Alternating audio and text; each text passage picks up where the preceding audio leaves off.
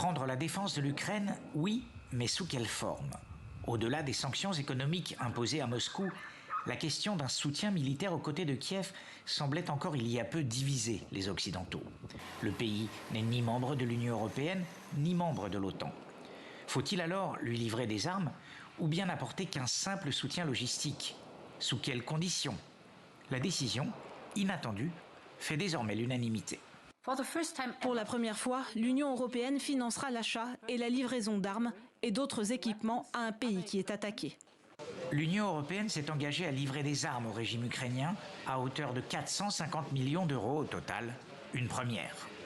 Même la Suède, traditionnellement non alignée et hors des alliances militaires, a rompu avec sa doctrine.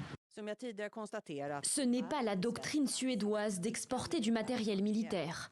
La dernière fois que cela a eu lieu de façon significative, c'est quand l'URSS a envahi la Finlande en 1939. Ce sont donc 5000 lance-roquettes anti-chars que Stockholm s'engage à fournir à l'Ukraine, 135 000 rations de combat, 5000 casques et 5000 gilets pare-balles. Un revirement inattendu opéré également par Berlin. 100 milliards d'euros seront débloqués en 2022 pour moderniser l'armée allemande. Berlin consacrera désormais 2% de son budget à sa défense nationale.